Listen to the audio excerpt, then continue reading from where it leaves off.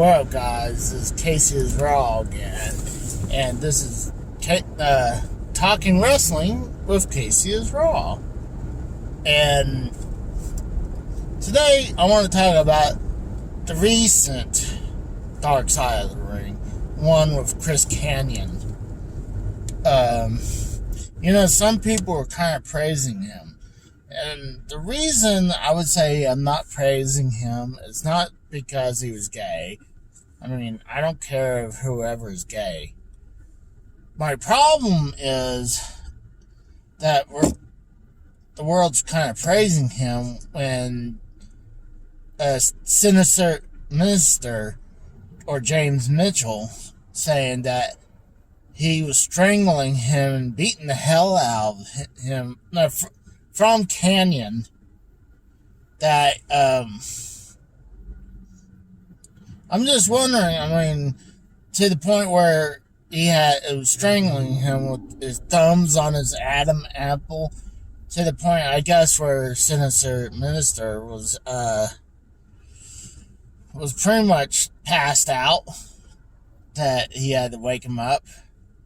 I was like, because this guy's losing his mind. I mean, I wouldn't doubt the guy had a CTE, but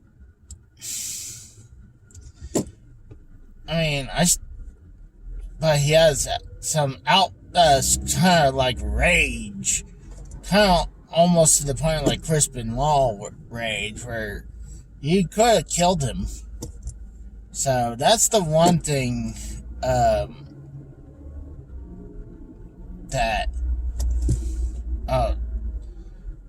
I was very against. I didn't really care that he was gay or not.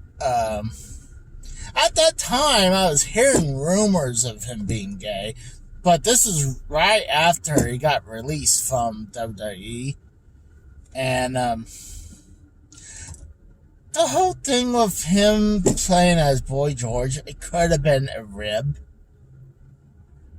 But when I saw it, I didn't could tell it was Kanyon, because he had the hair covering up his face and everything.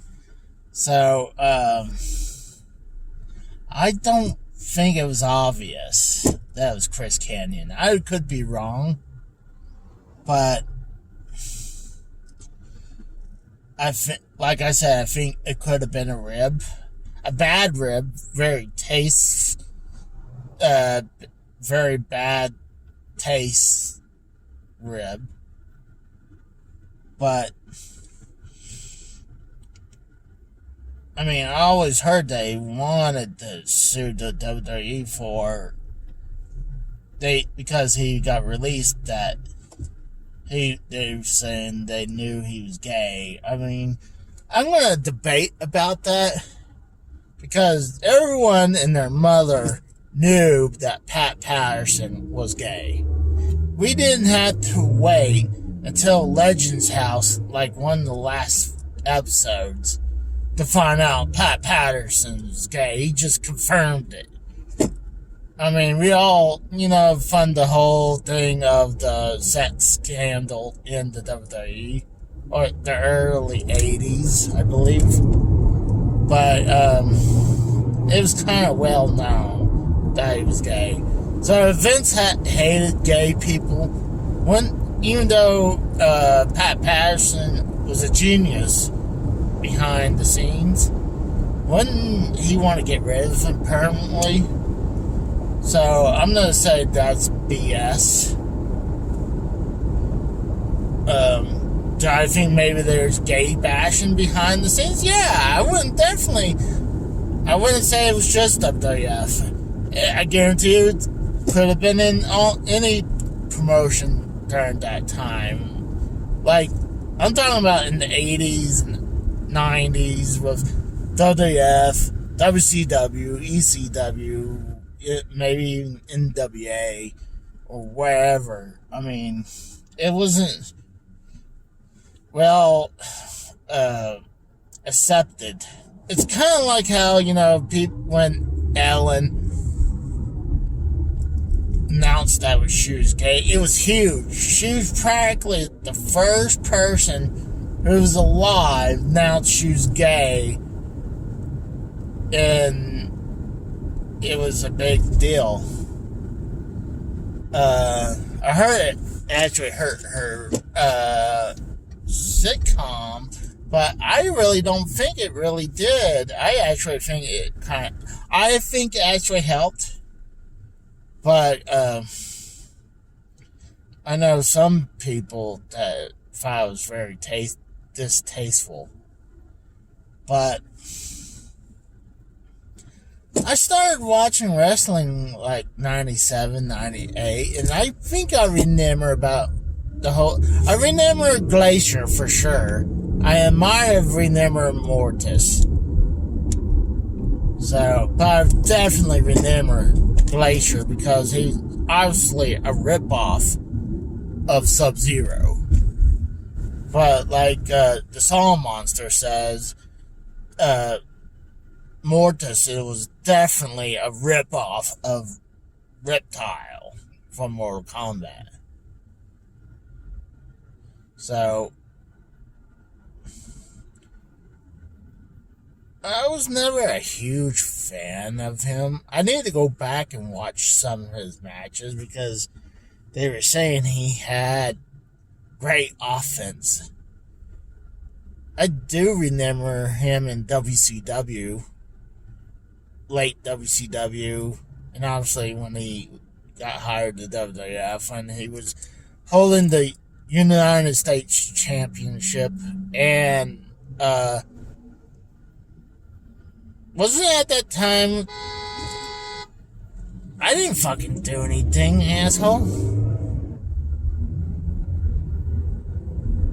I guarantee you, this guy behind me saw me talking. He's like, oh, honk at him. I couldn't see the person in front of me. But,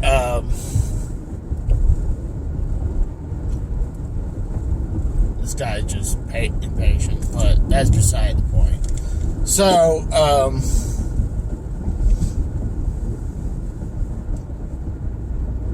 yeah, I wasn't sure if he was gifted the United States title. I know he won the tag team belts.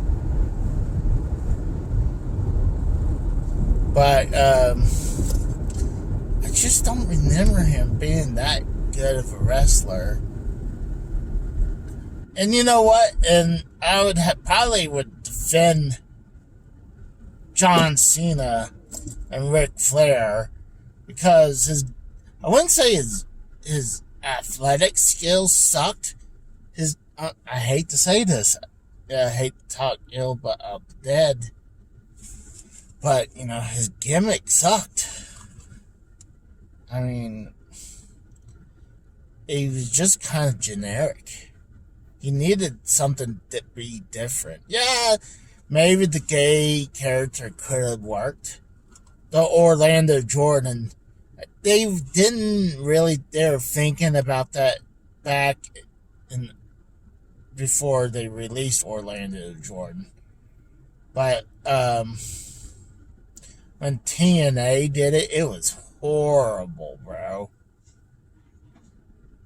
Huh. How TNA was doing the whole bisexual thing with Orlando Jordan. That was bad. I mean, I hate to say it, the guy was super flamboyant, super sexual, and not a lot of people like that. And I was on one of those people who didn't like that. I don't care if you're, like I said, if you're gay or not, bi, or whatever. But that really hurt. I think that could have hurt wrestlers coming out even longer. But, like the whole thing with Sonya Deville, her being a lesbian, it's not a big deal, I mean, I just didn't like her look. And her gimmick was being an MMA fighter. While we actually had a couple real MMA fighters in WWE with Ronda Rousey and, oh god, Shayna Baszler, who were really badasses. And Sonya Deville really didn't look that attractive until she came back. Now she looks hot as hell. I just didn't like the little braids look, but with her hair down, she looks hot as hell now. But, I think if both Kanyon and, gosh, what's his name? Orlando Jordan would have done like how Darren Young, he just said he was gay, and he just, but he was still pretty much still his same character.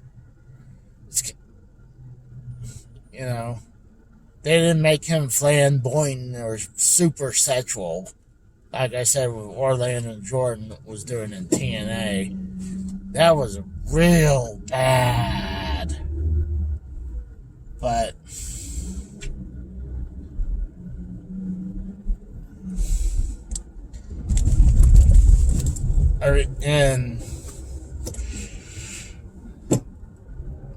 like when Ric Flair and John Cena say he was no good, like I said, I don't think it was because his athletic skills sucked. I just think his gimmick sucked, and I think that's why they said that. So, I mean, and I have to agree, because I couldn't care less if Kanyon left the WWF. And honestly, TNA didn't think much of him because he came in and was as Chris K. And he was in and he was out.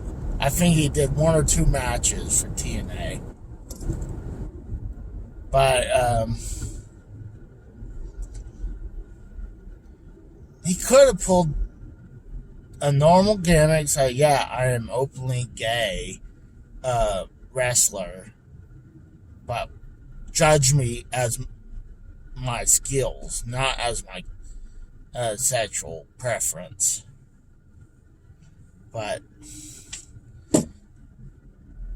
that's beside the whole point. The one thing I really just don't like was the whole thing that the world was praising him when he was having those rage moments that he almost killed James Mitchell. I mean, yeah, people can have bad days or have fights or freakouts, but when he's just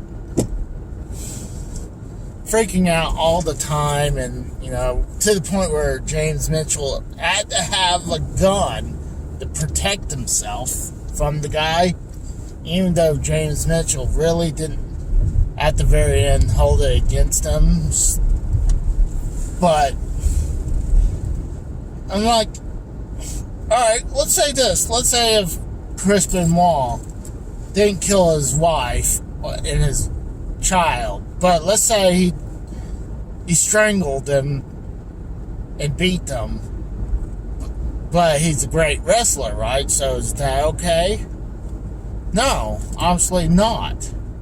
So I hate to say this, I don't want to cancel people, but I have to say my opinion of Kanyon kind of soured when I heard he assaulted several times with James Mitchell.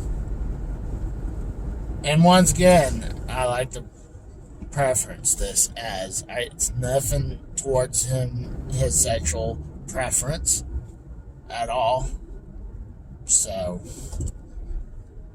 I was thinking about the whole thing, listened to, actually saw Monster. I was like, what? I want to talk about this real quick. So, thank you for watching. Bye.